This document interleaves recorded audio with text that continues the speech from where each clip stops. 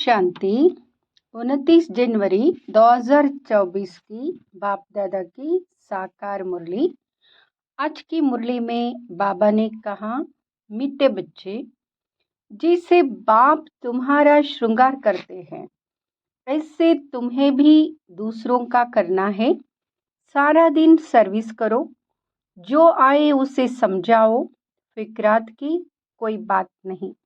प्रश्न, यह नॉलेज कोटों में कोई ही समझते व धारण करते हैं, ऐसा क्यों?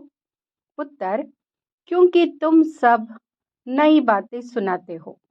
तुम कहते हो परमात्मा बिंदी मिसल है, तो सुनकर ही मूंझ जाते हैं। शास्त्रों में तो यह सब बातें सुनी ही नहीं है। इतना समय जो भक्ति की है वह खींचती है, इसलिए जल्दी समझते नहीं। कोई कोई फिर ऐसे परवाने भी निकलते हैं जो कहते हैं, बाबा हम तो विश्व का मालिक जरूर बनेंगे, हमें ऐसा बाबा मिला, हम छोड़ कैसे सकते।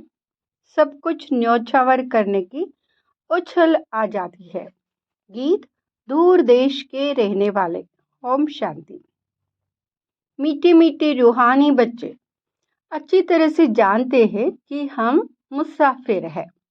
यहाँ हमारा देश नहीं है। यहाँ बेहद का नाटक बहुत बड़ा मांडवा है। कितनी बड़ी बड़ी बत्तियां हैं, यह सदैव जलती रहती है। आत्मा जानती है हम सब एक्टर्स हैं और नंबरवार अपने पार्ट अनुसार पूरे टाइम पर आते हैं यह पार्ट बजाने।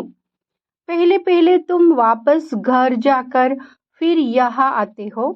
यह अच्छी तरह से समझने और धारण करने की बात है। नाटक के एक्टर होते हैं, अगर एक दो के ऑक्यूपेशन को ना जाने तो उनको क्या कहेंगे। ड्रामा के आदि मध्य अंत को जानने से तुम यहाँ बनते हो। तो यह पढ़ाई सबसे न्यारी है। बाप बीज रूप है, नॉलेजफुल है।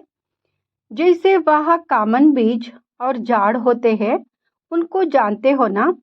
पहले पहले छोटे छोटे पत्ते निकलते हैं, फिर बड़े होते होते झाड़ कितना वृद्धि को पाता है, कितना समय लगता है। तुम्हारी बुद्धि में यह ज्ञान है। बाप तो एक ही बार आते हैं। मीठे मीठे बच्चे, यह अनादि अविनाशी ड्रामा है। बाप है स्वर्ग का रचयिता, हेवनली गॉड फादर। हेवन स्थापन करने बाप को आना पड़ता है। गायन भी है, दूर देश का रहने वाला। यह रावण राज्य पराया है। रावण राज्य में राम को आना है। तुम्हारी बुद्धि में ही ज्ञान है। तो बाप समझाते हैं आत्माओं को कि तुम सब मुसाफिर हो। इकट्ठे तो पाठ बजाने नहीं आएंगे। तुमको मालूम है सबसे पहले होते हैं देवताएं। उस समय और कोई नहीं थे, वो थोड़े होते हैं, फिर वृद्धि को पाते हैं। तुम आत्माएं शरीर छोड़ सब वहां आती हो। यह बाप ने ही बुद्धि दी है। तुम आत्माओं को अब नॉलेज मिली है। हम बीज और झाड़ के आदि मध्य अंत को जानते हैं। बीज ऊपर है, नीचे सारा झाड़ फैला हुआ है। अभी झाड़ पूरा ही जड़जड़ीभूत है। तुम बच्चे इस झाड़ के आदि मध्य अंत को जान गए हो। आगे ऋषि मुनियों से पूछते थे कि रचता और रचना के आदि मध्य अंत को जानते हो, तो नेति नेति कह देते थे। जबकि वह भी नहीं जानते तो परंपरा से कैसे हो सकता। यह सब बातें अच्छी तरह से धारण करनी है, भूलना नहीं है। पढ़ाई तो पढ़नी है। पढ़ाई और योग बल से ही तुम पद पाते हो। पवित्र भी जरूर बनना है। सिवाय बाप के और कोई पवित्र बना ना सके। विनाशी धन दान करते तो राजाई कुल में अथवा अच्छे कुल में जन्म लेते। तुम बच्चों को बहुत बड़े घर में जन्म मिलता है। नई दुनिया तो बहुत छोटी होती है। सतयुग में देवताओं का जैसे एक गांव है। शुरू में बॉम्बे कितनी छोटी थी, अब देखो कितनी वृद्धि को पाया है। आत्माएं सब अपना पाठ बजाती है, सब मुसाफिर है।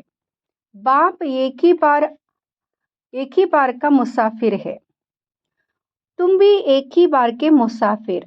तुम भी एक ही बार आते हो, फिर पुनर्जन्म लेते, पाठ बजाते ही रहते हो।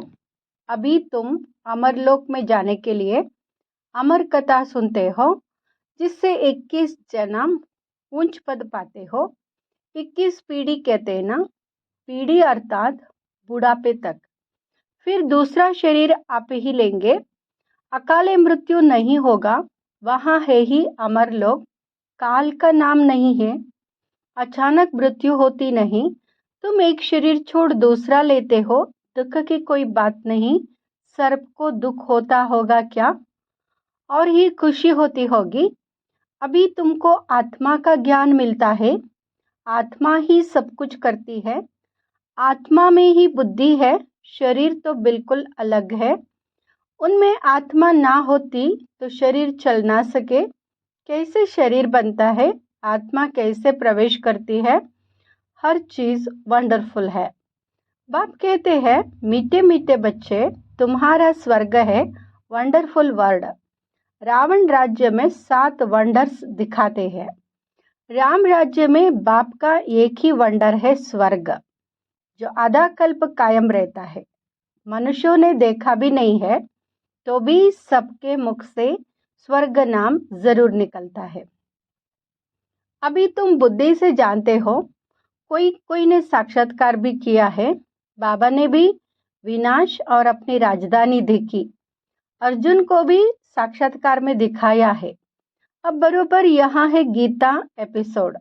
बाबा बतलाते हैं कि बच्चे, यहाँ है पुरुषोत्तम संगम युग, जबकि मैं आकर तुम बच्चों को राजयोग सिखाता हूँ और इतना ऊंच बनाता हूँ। दुनिया में इन बातों को कोई नहीं जानते। तुम बहुत मौज से रहते हो। यहाँ मनुष्य मरते हैं तो दीपक जगाते हैं कि आत्मा को अंधियारा ना हो। सतयुग में ऐसी बातें नहीं होती। सतयुग में सब आत्माओं का दीपक जगा रहता है, घर घर में सोजरा होता है। यहाँ फिर मनुष्य घर घर में बत्तियां जलाते हैं। बाप कहते हैं, इन सब बातों को अच्छी तरह बुद्धि में धारण करना है। बाप और राजधानी को याद करते रहो।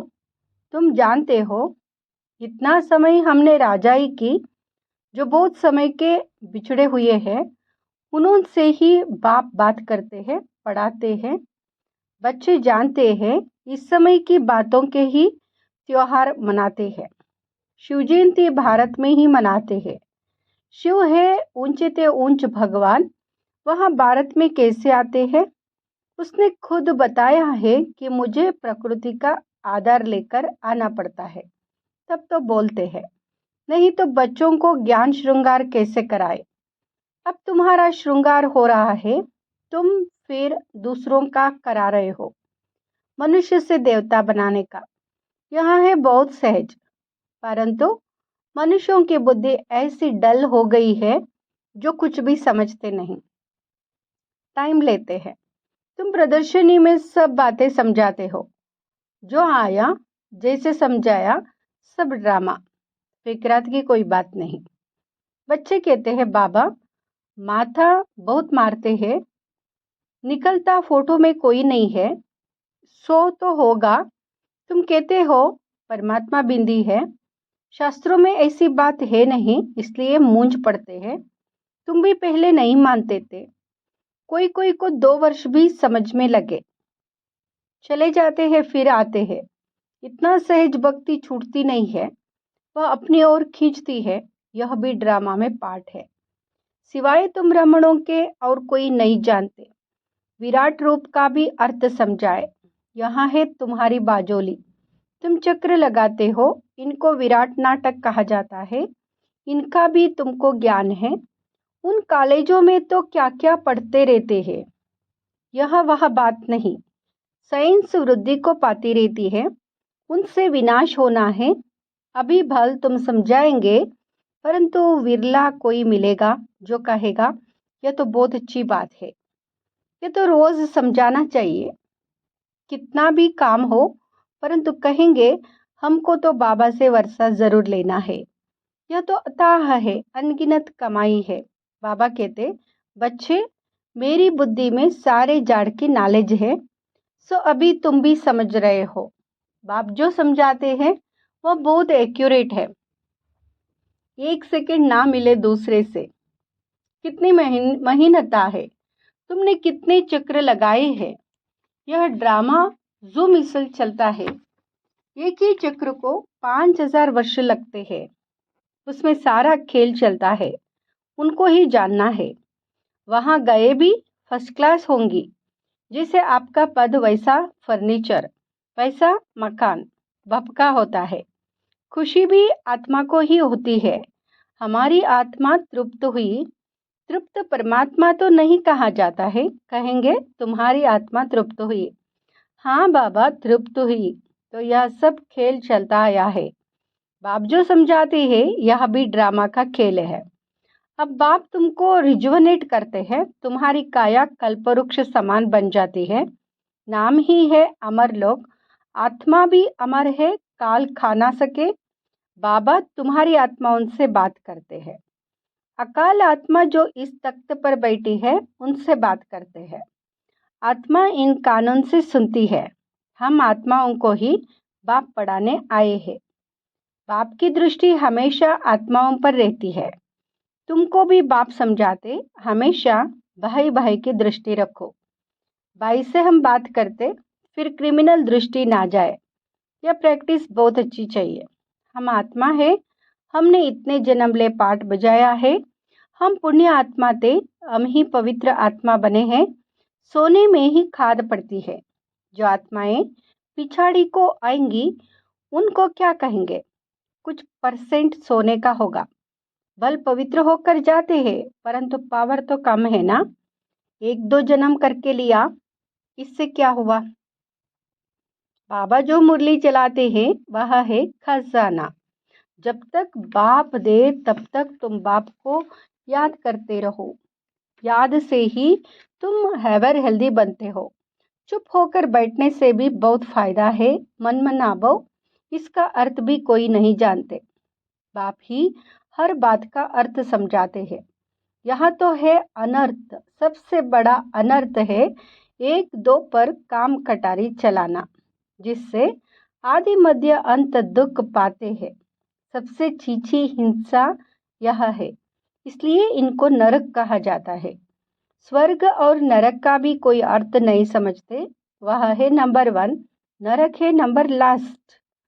तुम जानते हो हम इस विश्व नाटक के एक्टर्स हैं। तुम नेति नेति नहीं कहेंगे। तुम श्रीमत से कितने अच्छे चित्र बनाते हो, जो मनुष्य देखते ही खुश हो जाए और सहजी समझ जाए। यह चित्र बनाना भी ड्रामा में नोंद है। पिछाड़ी को तुम याद में ही रहेंगे। सृष्टि चक्र भी बुद्धि में आ जाएगा। नई दुनिया कौन बनाता और पुरानी दुनिया कौन बनाते हैं, यह सब तुम ही जानते हो। सतो रजो तमो में सबको आना है। अभी है कलयुग। यह किसको पता नहीं कि बाप आकर हमको स्वर्ग का मालिक बनाएंगे। किसके ख्याल में भी नहीं आता। तुमको तो अभी सारे सृष्टि के आदि मध्य अंत की नॉलेज है। रचयिता बाप इसमें बैठ समझाते कि मैं तुम आत्माओं का बाप हूँ, बेहद का टीचर हूँ। यह संगम युग है, पुरुषोत्तम युग। सतयुग और कलयुग को पुरुषोत्तम नहीं कहेंगे। संगम पर ही तुम पुरुषोत्तम बनते हो। जब बाप आकर राजयोग सिखलाते हैं, दिन प्रतिदिन तुम बच्चों को समझाने में बहुत सहज होगा। जाड़ वृद्धि को पाता रहेगा। क्षमा पर बहुत परवाने आते हैं फिदा होने। ऐसे बाप को कौन छोड़ेगा? कहेगा बाबा बस हम तो आपके पास ही बैठे रहे, यह सब कुछ आपका है। ऐसे ऊंच बाप को हम छोड़े क्यों? जोश बहुतों में आता है। बाबा से विश्व की बादशाही मिलती है तो हम छोड़कर क्यों जाए? यहाँ तो हम स्वर्ग में बैठे हैं। यहाँ कोई काल भी नहीं आ सकता, परंतु बाप की श्रीमत लेनी पड़े। बाप कहेंगे ऐसे नहीं करना है। उछल तो आएगी, परंतु ड्रामा में ऐसा नहीं है जो सब यहाँ बैठ जाए। जोश आता है क्योंकि जानते हैं यह सब कुछ खत्म होने वाला है। जिनका पाठ है वह सुनते रहते हैं। बाप कहते हैं तुम LLB ICS पढ़ते हो, इनसे क्या मिलेगा? कल शरीर छूट जाए तो क्या मिलेगा? कुछ भी नहीं। वहाँ है विनाशी विद्या, यहाँ है अविनाशी विद्या जो अविनाशी बाप देते हैं। टाइम बहुत थोड़ा है। तमो प्रधान से सतो प्रधान इस जन्म में ही बनना है। वह तो याद से ही बनेंगे। और सब देह के धर्म छोड़ माँ में कम याद करो। शरीर पर भरोसा नहीं है, पढ़ते पढ़ते मर जाते हैं। तो बाप का काम है समझना, उस पढ़ाई में यह कमाई है और इस पढ़ाई में क्या कमाई है, यह तो तुम जानते हो। शिव बाबा का भंडारा सदैव भरपूर है। इतने सब बच्चे पलते रहते हैं, फिक्र की कोई बात नहीं। भूख मर नहीं सकते। लौकिक बाप भी देखते हैं, बच्चों को खाना नहीं मिलता है तो खुद भी नहीं खाते। बच्चों का दुख बाप सहन नहीं कर सकते। पहले बच्चे पीछे बाप। माँ सबसे पीछे खाती है, रूखा सूखा बचता है वह खा लेती है। हमारी भंडारी भी ऐसी है। अच्छा, मीठे मीठे सिकिलदे बच्चों प्रति माता पिता बाप दादा का याद प्यार और गुड मॉर्निंग। रूहानी बाप की रूहानी बच्चों को नमस्ते। हम रूहानी बच्चों की रूहानी माता पिता बाप दादा को याद प्यार, गुड मॉर्निंग और नमस्ते। धारणा के लिए मुख्य सार। फर्स्ट, भाई भाई की दृष्टि पक्की करने हैं। हम आत्मा भाई से बात करते, यहाँ अभ्यास कर क्रिमिनल दृष्टि को परिवर्तन करना है। दूसरा, बाप जब ज्ञान खजाना देते हैं तो याद में बैठ बुद्धि रूपी झोली से खजाना भरना है। चुप बैठकर अविनाशी कमाई जमा करने हैं। वरदान, आत्मिक मुस्कुराहट द्वारा चेहरे से प्रसन्नता की झलक दिखाने वाले विशेष आत्मा भाव।